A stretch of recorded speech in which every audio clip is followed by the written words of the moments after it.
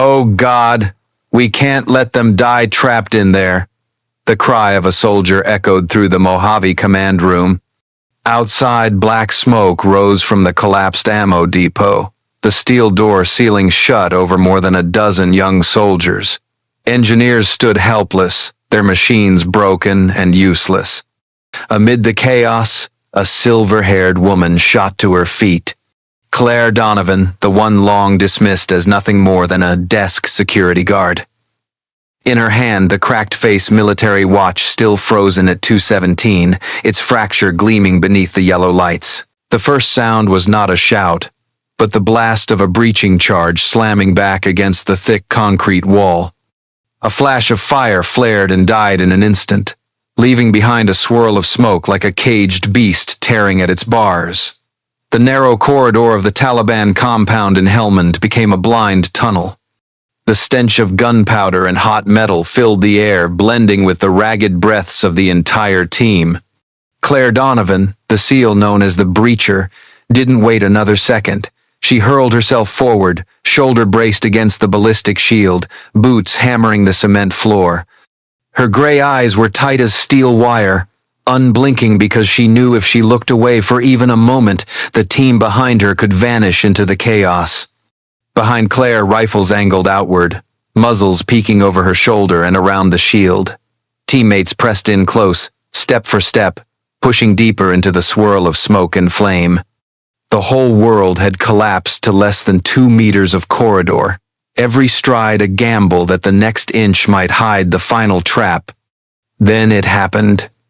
Her military watch slammed hard against the edge of the shield. The sound of cracking glass cut through the echo of gunfire and smoke. The minute hand jumped once, then froze, locked at exactly 2:17. Time itself seemed to be trapped there, hanging from her wrist, engraving the instant when life and death intertwined. In less than 10 seconds, the heavy steel door was blown apart, shards spraying like molten rain. The Taliban inside staggered, stunned, too slow to react before the SEALs stormed through. Gunfire erupted in sharp bursts, muzzle flashes strobing the suffocating dark. Each pop of rounds mingled with primal shouts, drumming like war thunder. Claire ducked low, ramming the shield forward, clearing space for Jonas and 2 others to surge in. From the corner of the room, a trembling hand stretched out a hostage. His face ghost white, eyes wide with disbelief that he was still alive. Claire lunged, her calloused hand seizing his wrist, yanking him free from the shadows. His breath was ragged, laced with smoke, but it was the breath of the living. That victory lasted only a heartbeat. A flash from the far end of the hall, the snap of a rifle shot. Jonas, the teammate closest to her heart, the man who had stood with her from Baghdad to Kandahar, stiffened. His body jolted, eyes wide before closing slowly. Blood spilled, painting the dust-soaked floor. Claire spun, a scream locked in her chest, unable to escape her throat. Teammates dragged Jonas back, but his legs went slack. Claire's heartbeat pounded louder than the gunfire, drowning everything else. Success and loss knotted together, branding a wound that would never heal. The hostage was saved, the team pulled out alive, but on that cold concrete floor lay Jonas's blood, and on Claire's wrist, the watch hands still frozen at 2:17. Outside the compound, desert winds howled, blowing red dust across everything. In the moonlight, the cracked face of the watch glimmered faintly, as if to remind her that every victory demanded its toll. Claire clenched it in her hand, blood and smoke staining the metal edges. She would not take it off, not ever. From that night on, the fractured watch became more than a timepiece. It was a memorial she carried with her, a constant witness to the fallen. Each crack whispered the same truth. Life is fragile, death always near, and sometimes the brightest moment of triumph was carved from the deepest wound. She left Helmand with a rescued hostage and a medal pinned to her chest, but there was no victory in her heart, only emptiness. They called it the impossible rescue, but Claire knew the cost: Jonas's blood, and she bore it alone. Afterward, any time a training siren wailed or metal clashed against concrete, Claire would flinch. The memory of 217 still lived, etching itself deeper into her chest with every echo. And years later in the personnel office, the cracked watch hung silently on the wall, its hands forever stopped, as if refusing to abandon that single moment in time. The metal turnstile clicked heavily, opening to reveal the Mojave base drenched in scorching sunlight. The desert stretched endlessly, golden sand shimmering like a mirror, heat waves rising from the asphalt. In a place once defined by brutal training drills, Claire Donovan was now just a security officer, simple uniform, belt lined with keys, an ID scanner, and an old radio. No more breaching charges, no more breathless sprints through death corridors. Her work now was confined to patrols around the gates, scanning IDs, checking surveillance cameras. Young soldiers passed through every day, boots crunching against sand, their laughter echoing as if war were nothing more than a chapter in a textbook. They looked at Claire with a mix of curiosity and disdain. Sometimes whispers trailed after her. They say she used to be a SEAL. Really? Or just some story made up to land this job? Then laughter followed, quick, blunt, not sharp enough to draw blood, but deep enough to nick her pride. Claire never responded. She walked on calmly, boots striking the concrete like a steady metronome, reminding her she was still here. Her gray eyes didn't linger on the mockers. They stayed fixed on something else, the cracked-faced watch hanging on the wall of the personnel office. That watch, its glass fractured, its hands frozen at 217, was like a ghost haunting her life. Beneath the pale neon lights, the crack caught the glare, flashing as if to remind her that Helmand was never far away. Each time she passed that room, she could feel the smoke again, hear the tearing of metal, and relive the moment Jonas fell. Time outside kept moving, but her time had stopped there. On night shifts, when Mojave winds howled through the chain-link fence, Claire often sat alone in the security room. Monitors blinked red and green, but her eyes would drift to the reflection in the watch's glass. A face no longer young, streaked with gray hair, lines etched deep around the eyes. Part of her wanted to smirk. Who would have thought the woman who once tore through Taliban doors was now guarding a base gate like a hired guard? Yet another part, deeper still, stayed razor alert, because she knew life always had a way of forcing open unexpected doors. She played small games to steady herself. Each morning she lined up the soldiers' boots perfectly, though no one noticed. She scrutinized ID cards with such seriousness that a few young soldiers grumbled under their breath. Some called it a veteran's obsession with perfection. Claire called it the only way to remind herself that discipline hadn't died inside her. In silence, Helmand always returned without invitation. She remembered that night vividly, smoke burning her lungs, the crack of glass, Jonas collapsing just steps away.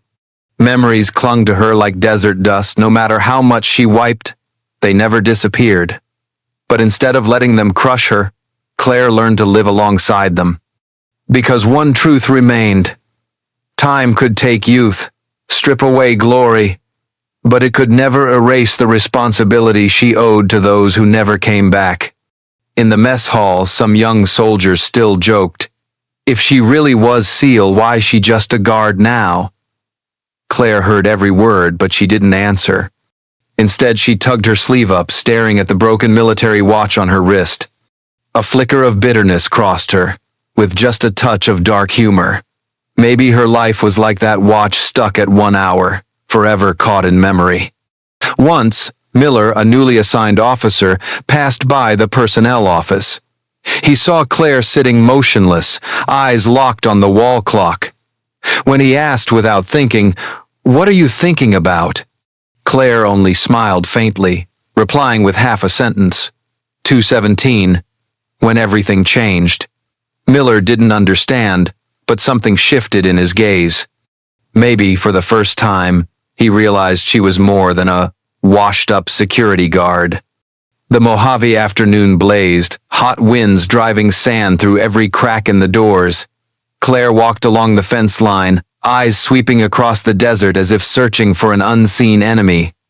At her age, she couldn't sprint like before, but instinct remained intact. Every odd sound, every strange shadow caught her attention. And sometimes, in those quiet stretches, she wondered, had fate condemned her to a quiet life, or was it just waiting for the next wind to rip everything open again? Dear audience, grab a glass of water, take a moment to relax, and keep listening to the story. The twists are still to come. And please drop a comment below letting me know where you're watching from and what time it is for you. It's always a joy to see who's joining us from around the world. Drop a 1 in the comments if you find this story gripping, so we can keep bringing you more captivating tales. The explosion tore through the sweltering Mojave afternoon like a dry thunderclap. The ground shook, desert dust rose in a choking column, swallowing an entire corner of the base. Red alarms wailed, shrieking down every hallway, making hearts seize.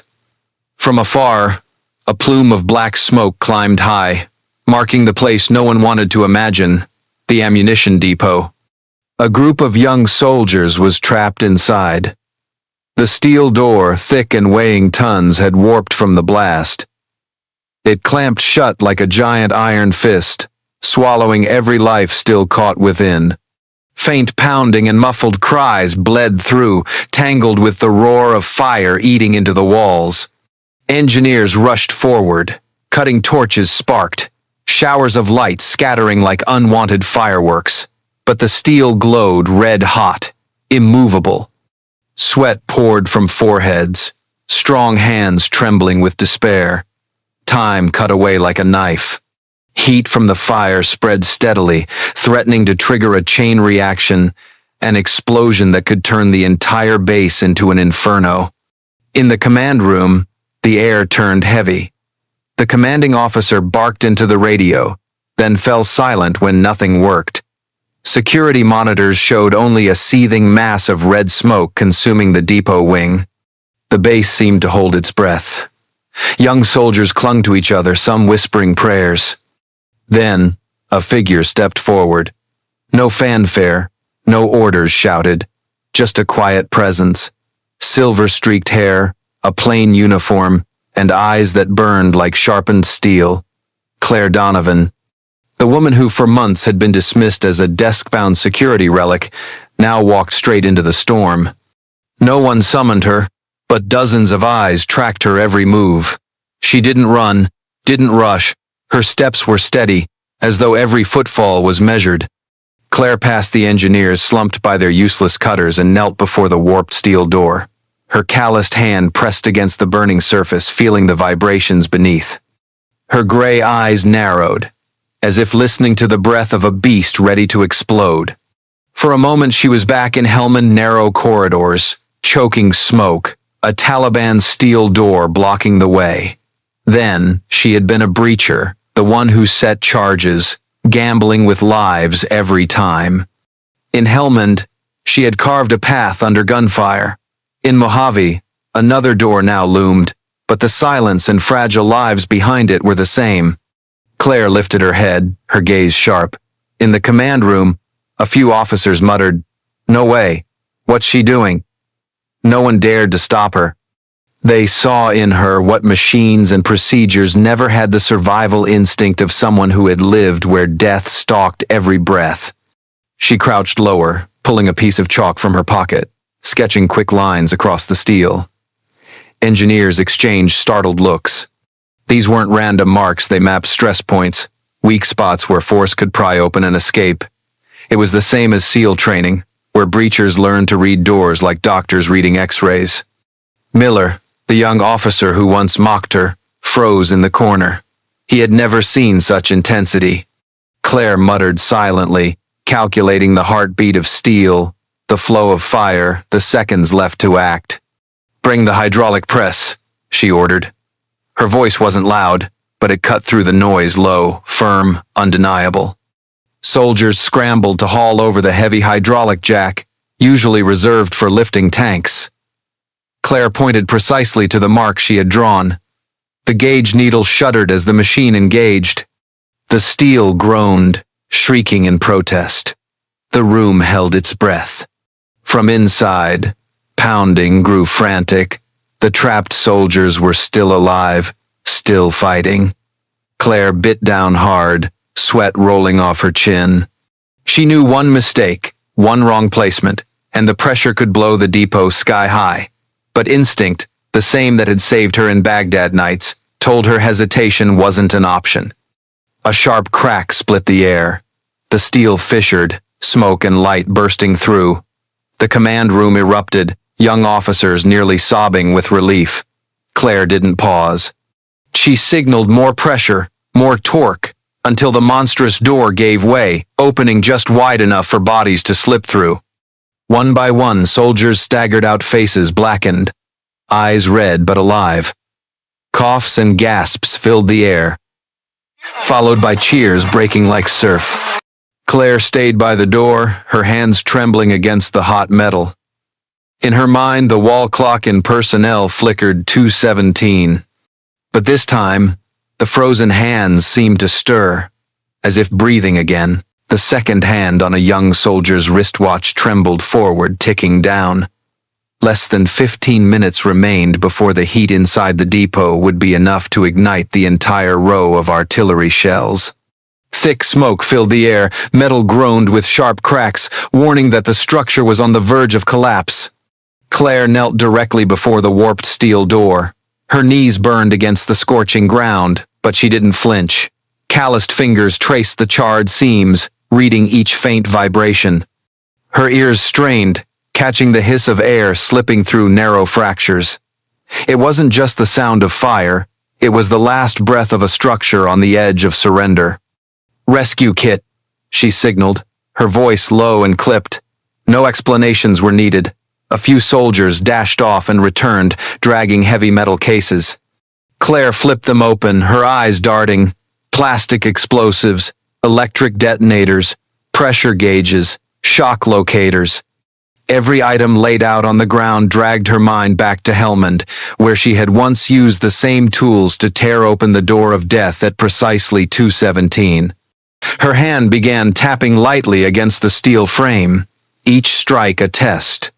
She calculated placement, shockwave trajectories, exhaust paths.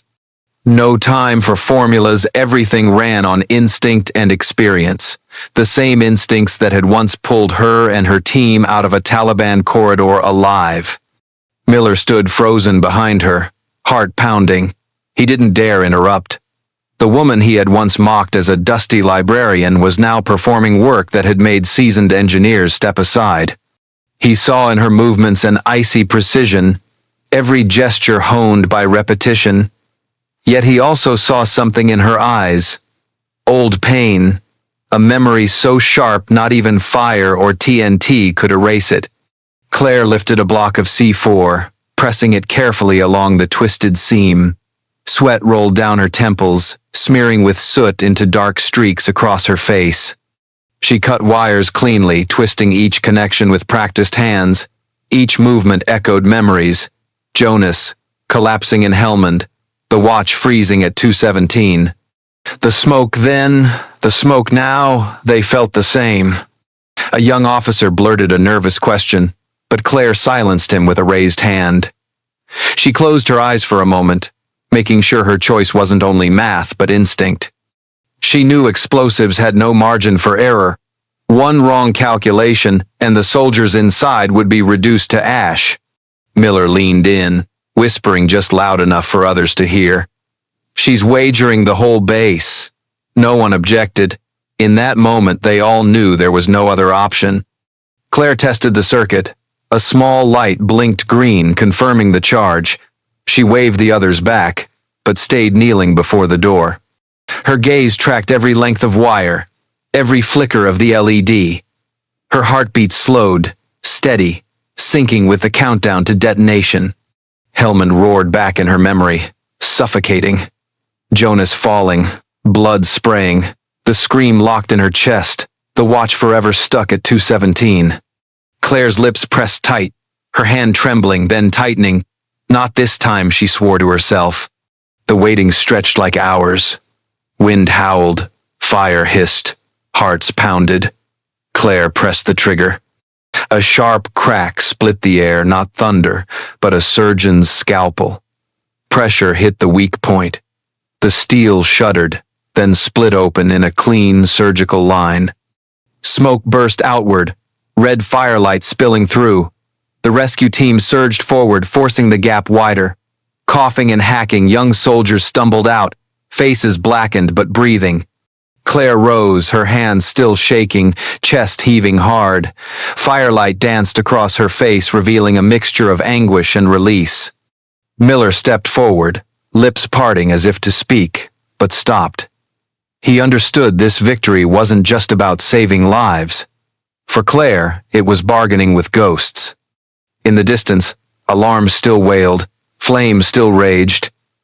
But in that moment, every eye fixed on the small, weathered woman who had just done what the entire base had called impossible. The blast cracked sharp, like a blade slicing through steel. The warp door shuddered violently, then gave way to a gap just wide enough for a breath of fire to roar out red and furious, like the exhale of a beast caged too long. Black smoke billowed in coils, spilling through the dark and slamming into the faces of the rescue team. For a split second, everyone recoiled, but not Claire. She surged forward, as if her old instincts had dragged her body straight back into danger. Heat struck her skin like a whip, scorching her lungs with every breath. Smoke mixed with the stench of gunpowder and scorched iron, choking the air into something nearly unbreathable. Claire didn't care. Her gray eyes cut through the haze, one hand raised high, signaling the rescue team to stay tight on her heels. Inside, firelight flickered against steel walls, casting a trembling red glow. Broken munitions littered the floor, some glowing hot like coals. The metallic crackle echoed steadily, a grim rhythm counting down the seconds left. A young soldier lay coughing near the doorway, body covered in dust and blood. Claire dropped down, hooked her arms beneath him, and dragged him out, her feet keeping their orientation so she never lost the narrow exit. His panicked eyes met hers. For one moment, terror gave way to trust. The rescue team moved like a machine, soldiers diving in, then pulling back, each hand clasping Claire's with desperate strength, each body yanked through the gap as though every life in that room was tethered to her grip. Sweat streaked with ash ran down her face. Her heartbeat thundered, not frantic but steady, like the war drum pushing her forward. In her mind, Hellman flashed alive again, Jonas collapsing. Blood spreading across concrete. That crack in her watch face, forever locked at 2:17. No, she bit down hard, whispering through clenched teeth. Not this time. No one gets left behind. She pressed deeper. Fire lashed upward, licking the ceiling, throwing wild light across terrified young faces. A cluster of soldiers were trapped behind toppled crates, pounding frantically against steel. Claire didn't hesitate. She threw her shoulder down, muscles surging, and shoved the barrier aside with a force that felt like years stripped away. The rescue team swarmed in, hauling the trapped men free. A thin, trembling hand clutched Claire's wrist, holding on with the desperate grip of someone clinging to life itself. The smoke thickened, heat pressing down like a fiery shroud. Anyone else might have panicked, but Claire moved with surgical precision, every step short and efficient, her eyes fixed on the way out, a compass in the chaos. Miller followed close, watching. He had never seen anyone step into fire like that, a woman past 40, silver glinting in her hair, hurling herself into an inferno without hesitation. Awe swelled in him, tangled with shame. Months ago, he had called her a desk soldier. Now, he understood. She was no relic. She was the reason these kids would walk out alive. Claire pulled the last soldier through, lowering him onto the cooler earth outside. Her chest heaved, uniform drenched, but her eyes still blazed. Behind her, ammo crates rattled, sharp cracks building like a countdown to disaster. She turned for one final glance into the depot. Flames surged higher, kissing the racks of shells. Just minutes more, and the whole place would erupt, swallowing the base in fire. Doubt flickered, then Jonas's face rose in her mind again. The silent nod. The look that said, "Get them out." Claire stepped back, her hand slipping into her pocket, fingers wrapping around the battered watch, frozen at 2:17. Her pulse synced with it, ticking down the last seconds. She shouted once, sharp, ordering a full retreat. The soldiers staggered into the open, collapsing onto burning sand, but alive, breathing. Smoke clung to their skin, scorched metal clung to their hair, but woven in was the scent of survival. Claire was the last to leave. She pulled the warped steel door shut behind her, as though sealing away the pain inside. Her eyes closed for a heartbeat, then opened, cold yet steady. Maybe, for tonight at least, Helmand would stop haunting her. The collapse thundered like the roar of a massive beast breaking free from its chains. The Mojave ground shook, grains of sand spraying upward, whistling through the dry air. In an instant, the entire ammunition depot behind Claire erupted. A colossal column of fire surged skyward, tearing open the night sky, its blinding light swallowing the entire base. The shockwave rolled in like an invisible wall, hurling the whole team down into the sand. A muffled roar filled their ears. Shards of molten steel whirled through the air like a storm of deadly rain. Claire shielded her head, her small frame flung to one side, her back slamming into the burning ground, but her body was still alive, her breath still thundering in her chest. For a long moment, there was only suffocating silence after the inferno. Then came the sound of coughing, broken laughter. The young soldiers crawled upright, faces smeared with ash, eyes red but glowing with relief no words could capture. They clutched each other's shoulders, laughing through tears, the crooked kind of laughter born of survival. Claire remained sitting in the sand, both hands pressing down to steady herself. Parts of her uniform were singed, sweat mixed with soot streaking her face. On her wrist, the old watch with its cracked glass still sat unmoving, the hands frozen at 2:17. But in the red glow of the dying fire, Claire saw the hands twitch once. Just a flicker, but enough to make her heart skip. Was it trying to move again? Or just an illusion in eyes blurred by smoke and flame? She raised her wrist, staring at the fracture. Years ago, in Helmand, that frozen 2:17 had chained her inside an unhealed wound. Jonas had fallen, blood spreading, the watch shattering. Time froze, carrying away her faith and binding her with guilt. But now, with every young soldier alive, 2:17 was no longer a death sentence. It had become a marker of rebirth. A young soldier limped toward her, his trembling hand reaching for her arm. She took it, pulled him up, and their eyes met. There was no doubt, no mockery left. Only gratitude so raw, so pure, it softened the iron in Claire's heart for the first time in years. Miller stepped forward too, his uniform covered in gray dust, his face shadowed with ash. He said nothing, only lowered his gaze, a man realizing his arrogance had just been burned away by truth. Claire didn't need an apology. His slight bow of the head was enough. Smoke still poured from the ruined depot, filling the air with its acrid stench, but above, the sky had cleared into a deep, endless blue. Pale moonlight fell across the faces of the young men who had escaped death's scythe. None of them looked like the cocky recruits they had been months ago. They had seen death, and they knew their survival was owed to the woman once dismissed as just an old security guard. Claire closed her eyes, letting the desert wind sweep through her streaked hair. In her mind, Helmand still lingered. Jonas still lingered. But this time, she didn't hear the final gunshot, didn't see a comrade fall. Instead, she heard the choked laughter of young soldiers, saw their eyes bright with survival. It was a single difference, but it meant everything. She laid her hand gently over the watch.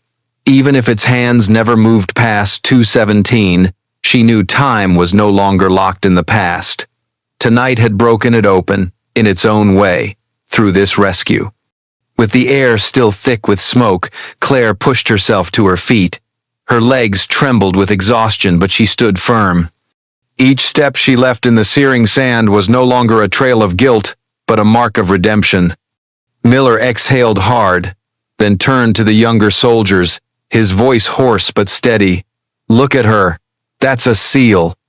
Silence fell for a beat, then scattered claps began. The sound grew, spreading until the whole team stood in a circle, eyes fixed on Claire. She didn't raise her arms, didn't bow. She simply gave a small nod, a nod for them and for herself. The training sirens split through the scorching Mojave air. Dust rose in clouds, the sun hung like a blazing furnace overhead, pouring harsh light across the field. A row of recruits stood lined up, backs drenched in sweat, eyes locked on the woman stepping out before them. Claire Donovan. No longer the quiet security guard patrolling the gates, no longer the woman tucked behind a desk in a sterile office. Today, on the burning sand, she stood tall in crisp fatigues. In her hand, not a rifle, not a breaching shield, but something simple, a cracked military watch, its hands still frozen at 2:17. Sunlight refracted through the fractured glass, scattering into strange beams, like a small flag heralding a greater lesson. Claire lifted the watch high. Her voice rang clear and steady. No need to shout. Yet it commanded silence.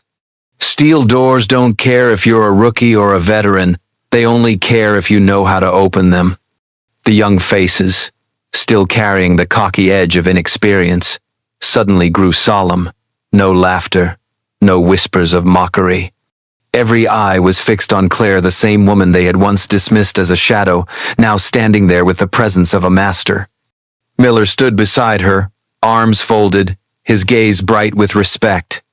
He had once mocked her, once called her an old librarian, but after the night the depot exploded when she dragged lives out of death itself, he knew he had been wrong. Now, he stood as her assistant, willingly a shadow so her light could shine. Claire began the urban breaching course, survival skills in urban environments. She didn't drone on with heavy theory. Instead, she pointed to the mock doors planted in the sand. Wood, steel, cross-welded barriers. Each door its own puzzle. "Read the door before you break it," Claire said, tapping lightly on a hinge. The hollow sound echoed. "Listen, the door will tell you what it can take." The recruits bent close, listening, touching, tapping. At first, clumsy, a few nervous laughs. Claire didn't scold. She watched with gray eyes that were both sharp and steady, forcing them into focus. Then came the explosives. She placed small charges, adjusted angles, measured force, showing how to blow a lock without collapsing an entire wall. No one laughed now. They understood an inch of error could turn a whole team into ash. One young recruit's hand trembled, setting a charge off-center. Claire stepped up, didn't scold, just guided it back into place, laying his hand over it. "This feeling," she said softly, "will save the person standing behind you." Miller, watching from the side, gave a crooked smile, a self-mocking one. He remembered his own clumsy beginnings, the times he thought Claire was just the ghost of a past life. But now, seeing the recruits fixated on her every move, he realized they had found a teacher they would never forget. The final drill, a rescue simulation in darkness. Black tarps sealed the structure, only a few slits of light seeping through. Inside, hostages waited. The recruits had to set charges correctly, breach, and pull teammates out under a strict time limit. Claire stood outside, observing. Sweat streamed down young brows, arguments flared, some fumbled, some tried to take command. Claire never intervened. She simply tapped the watch on her wrist, reminding them time never waits. Finally, the door blew open, the hostage was dragged out. The recruits collapsed onto the sand, gasping, but their eyes burned with fire. They had touched truth. A door is never just metal. It is the thin boundary between life and death. Claire stepped forward, her voice calm, sinking into their hearts. "You just learned what no classroom will ever teach. Never underestimate simple tools or the people who seem silent. Silence fell. Not the awkward kind, but the silence of understanding. Young eyes shimmered as if they had just seen their own futures placed into her hands. When training ended, Claire remained alone. The sun tilted west, casting orange light across the cracked watch on her wrist. The fractured glass bent the light into a fiery arc. And in the personnel office, the second watch, the one frozen forever at 2:17, still hung. But now, it was no longer a relic of pain. It had become a symbol. A symbol of a woman who had walked through death's narrow passage and returned to show the next generation how to step through. And you, my dear audience, brace yourselves for the next twist in this jaw-dropping story. So, before you get too cozy, take a moment to like the video and subscribe, but only if you're truly loving what I'm doing here. And drop a comment below letting me know where you're watching from and what time it is for you. It's always a thrill to see who's joining us from all corners of the globe.